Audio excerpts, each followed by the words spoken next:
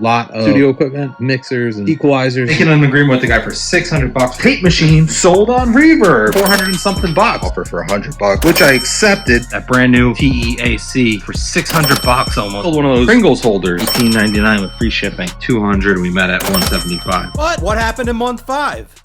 Week 1, I woke up to a sale. This Harley dog jacket for 20 bucks that I only paid a quarter for. So I packed it up, but my good fortune didn't last long. So another return request, not because anything was wrong with the item, once again. One of the Lutron switches, it works, but it needs to have other tabs on it or something like that. The issue was the night before, a lady had contacted me. Talking to somebody about one of the Lutron switches, and they seem like a pain in the ass. The lady wound up offering me $42 and asking $55, being really annoying. Like, are you going to guarantee that this works? I can't guarantee anything. I said, I'm confident that it works, and if it doesn't work, let you return it.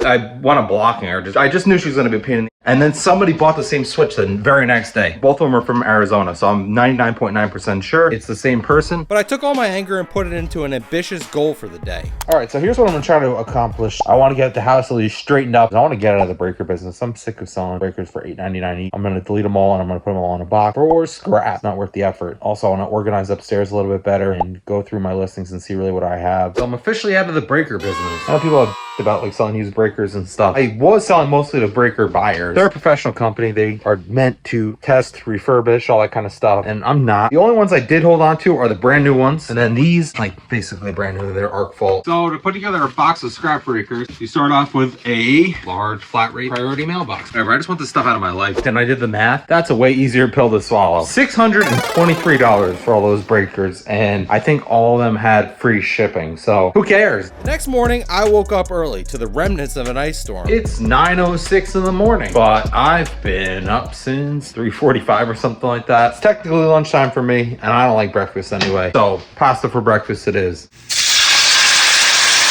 Confined to my house, I spent the rest of the day listing items. 8 listings today. I want to get to 20. And editing footage. Just I still have that video to finish. Trying to press through. Just about 8 o'clock at night. I'm still trying to work on another part of the video and get that all finished up by the end of the week. 13 listings done so far today. I know I want to hit 20 plus all the other stuff I wanted to do, and I got most of that done. Then the next day. Okay, so I just had a sale for these old poker chips that I got from the board game lot. Now the thing was, is I set everything to 20% off in that board game lot, hoping stuff would move. These sold for $7.99. One of the issues is that I didn't realize they were like $10 before with free shipping, and these are going to San Antonio, Texas, so I really have no idea if it's going to cost more to ship it than I actually got. But I wrapped them up and headed to the post office.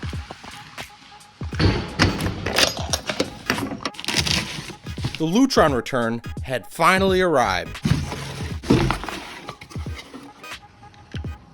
Well, there's batteries in it. There wasn't batteries in it before. This is open. So the only thing I want to compare more than anything is the serial number. And also it was installed. This wasn't like this and there wasn't batteries in it. So I messaged that buyer and told them it was installed in some capacity. The batteries are in it. Power cable was open. And I don't know what else happened in the last month, but I can't tell this thing is brand new anymore. You can't just like take a loss on product like that. I don't know. It's really, really frustrating. We'll see what he says. Hopefully he's like cool about it. But I still hadn't shipped the cassette deck from the week before. It's a really shitty parking lot as it is, and I'm way in the back. It's on a highway, so I couldn't even stop the car and like walk in there. I'm gonna go over there now. I have stuff I need to put in there. If I can't get my car in there, I'll just walk in and carry out the cassette player. All right, just got to walk it out. Finally ready to ship the tape player. So it was finally packed. But when I printed the label, I noticed this. I was a little concerned because I don't know if there is any reverb scams, and I've never really had to deal with that yet. And this cassette player just bought out of the blue, going to Brooklyn. So for those that don't know, there's like a lot of hipster transplants that live in Brooklyn, and luckily it's going to one of their neighborhoods. So it makes more sense because it's a cassette player. Now, it doesn't mean it's not a scam, but it just makes more sense that, you know, like the hipsters would be buying a cassette player. And also I had messaged the guy on Friday night because it was late. Thank you for your purchase. It won't go out till Monday. And he never said anything back. So I was like, oh, this might be a scam. Return earlier. I talked to eBay for Business. The lady was like, listen, refund him what you think. If he's upset, we'll step in. And I did. I gave him back 55%, which is less than I'm going to be able to sell it for, but like a little bit of a loss. But man, I can't be responsible for your employees' mistakes. But I feel bad at the same time. Like it's just a shitty situation all around. But I mean, that's the risk you run when your employees have access to your spending. I already shipped one today, but I told that guy it would be out on Monday, so I'm going to go ship again. But then I got even worse news. So I just had a bad situation. Now, I don't know exactly how it's going to end up. But the guy that bought the VCR last week, I knew it was going to be some sort of a problem because he was asking me all these questions about it beforehand. But it turns out that it's a problem that I don't think he's to blame for. It looks like the package was dropped and it's broken now. I'm trying to file a claim with the post office, which is not easy to do. And also, I asked eBay for Business. I want to see what they're going to tell me to do because I just don't know if I'm supposed to refund the guy and then wait for them to pay me back or what. So I'd rather get their take on it. Super tough. They don't make it easy to get a claim done, I tell you what. Now, this was a justified dispute, but still, just another thing I'd have to take care of on top of editing, listing, packing, and shipping. But later on, I sold this radio antenna for another 45 bucks, so I packed that up, and then the next day... So back over at the storage unit, I haven't been able to actually drive here since Friday night. We got an ice storm on Saturday, and they just didn't do anything. And finally, the snow's melting today. Today, I have to get the TV mixer that I sold. So this thing's pretty heavy. Luckily, I was able to drive pretty much up to it, and also I have a bunch of stuff I want to add into the unit. I just want to get some video of this thing working before I send it out. Check, check, check, check, check, check. Now, packing it would be a real challenge that I would have to figure out as I went. Now, these units are designed for durability with a hard exterior shell, but the buttons and faders are very delicate. So I decided to cut some cardboard to cover them up. Then I saran wrapped the whole unit to hold the cardboard and cords in place. Next, I took multiple layers of bubble wrap and covered the whole entire thing. And lastly, I needed a container. I just folded cardboard around the whole unit, put some tape on it. Boom, easy. And then later on, I sold this air fryer part for another 24 bucks. All right, so I have to bring these to the post office and the UPS. I have to pick up from the storage unit and I have to get the return. So, not a bad time. Should be pretty fun. That Game Boy from the other day said, he got it, it powers up, but the buttons aren't working. My description very, very clearly said, powers up, but I haven't been able to test because I don't have any games. But now it's time to inspect the refund. Luckily, it was exactly like I sent. So just a quick refund and block. Yup, never dealing with that guy again. But unfortunately later... The guy with the VCR just opened a return now after I thought we were okay on everything. Whatever. I'm gonna have eBay straighten this out. Hopefully they'll at least help me.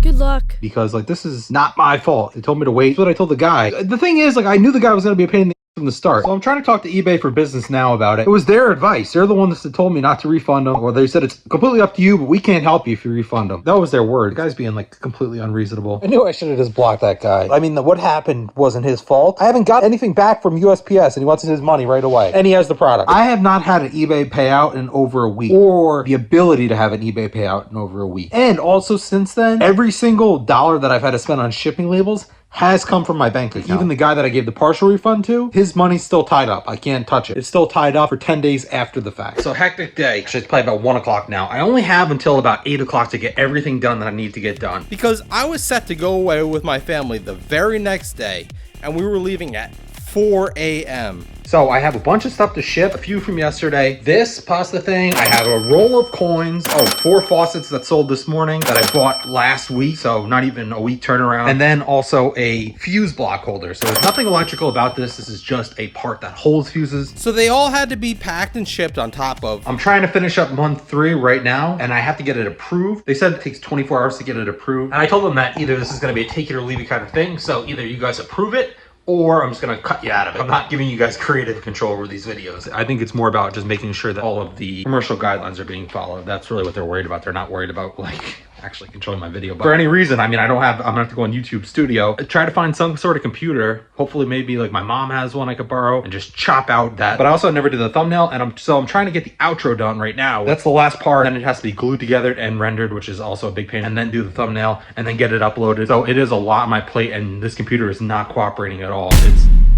And I didn't think I would be able to get it all done. But to throw a wrench into the mix... The guy with the VCR became really, really hostile. Like, I want my money back now. So I checked the claim today, and it said it was paid, but I didn't know if it was going to him or to me. Like, I'm not going to refund you for something that you're already getting paid for. So I just had to wait on hold with the post office for 30 minutes. Still hilarious how antiquated their automatic system is. Can't fathom how bad it is. It reminds me of like a movie. If you said yes, press 1 now, and it's oh my god. Finally I got that taken care of. They are paying me. Whole item cost 99 bucks, which he agreed to, and then he is getting greedy. He's like, well, how much are you getting? Like, he wants his cake and eat it too. Like, I know it was damaged and I know it was wrong, but like he's like wants every dollar back and keep the item. If I don't have my money today, I'm gonna file a dispute with eBay. I just have way too much stuff to do and not enough time to do it. As irritating as that was, I was so glad to have it behind me. At about 5 that night, all the parts were done. Now they just needed to be rendered together and uploaded. And it seemed like I was in the clear. So I frantically packed packed my clothes. But then 6 came around and the video still hadn't finished. So I restarted my computer, but then 7, still nothing. Then 8,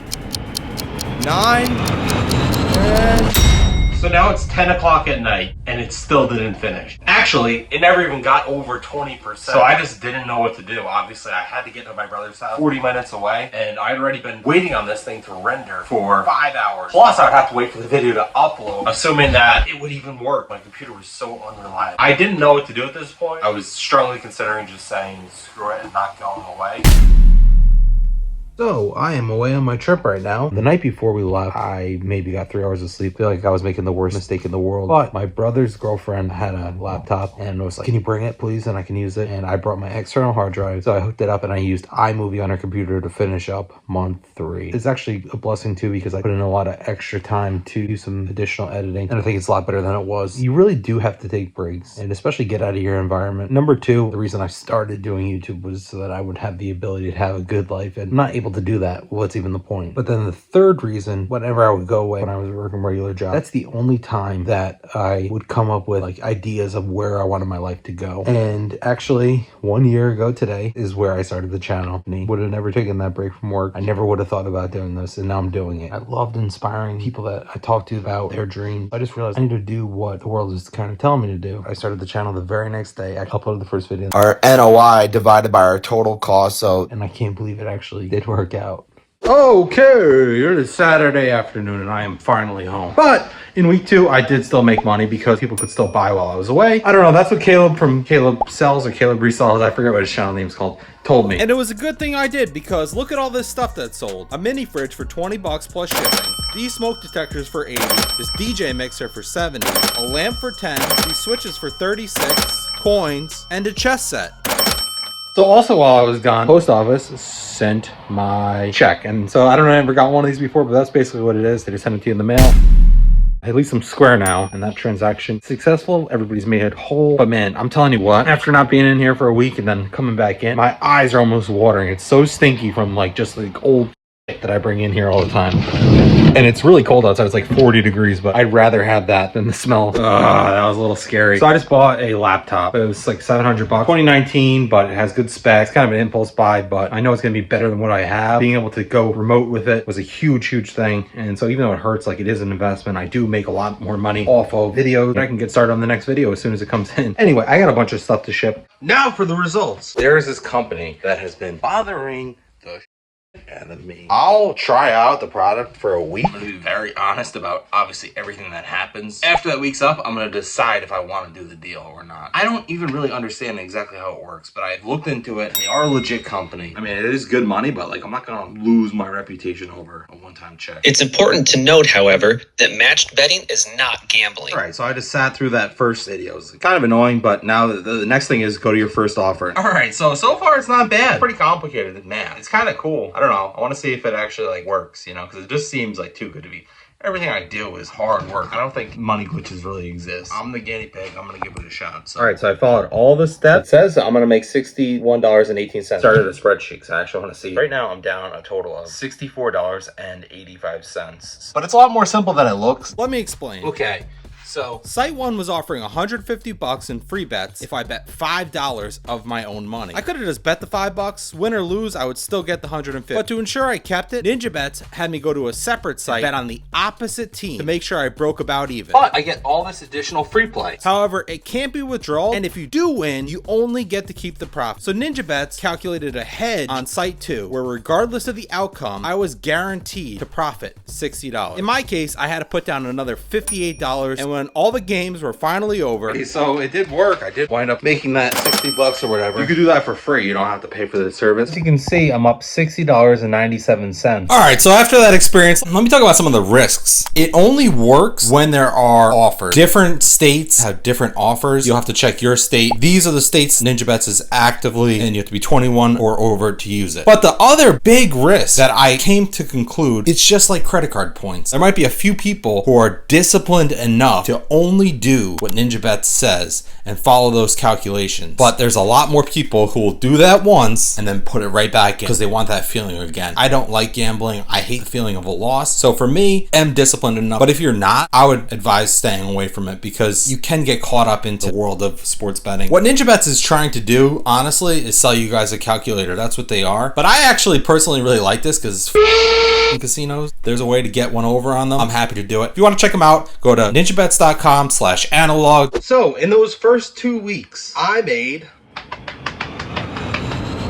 $689.89. Now, I'm not always going to talk about how much I made with YouTube, and honestly, when I have sponsor videos, I really can't because they're part of the contractual obligations, and also I just don't want to. Like, the rates change so quickly, obviously, as you grow, but that actually taught me something really well. Obviously, you have to work hard, but it's okay to take breaks as well. Starting out a brand new business, you really have to dedicate pretty much all your time to it, but at the same time, it is okay to get away. It is okay to take breaks. I still made sales, and I dropped a sponsor video that week, and that really changed my mindset. As stressed out as I was, it was for no reason. For this, it was maybe I took off 2 days in those first 4 months. 7 days a week. Being able to do some work while you're away is great too. Glad I took that risk. If I would have not gone, I would have been caught in that mindset even up till now that there's no opportunity for break. And that's where I came up with the idea to go like around the country and help out other people. I don't know if I'm gonna be able to do those. Those are super expensive videos to make. Even just staying in a Days Inn and for a week, renting a Corolla and flying Spirit. They get expensive really, really quick. And that's before you put any food in your mouth or anything like that. Maybe I was a little bit preemptive by saying that I want. I'm probably going to start doing these videos in 2 parts, as long as it works out good. Number 1, people want more of them. But number 2, hopefully I can sell double the sponsorships because they are 2 separate videos. So it is a little self-serving, I'm not going to lie.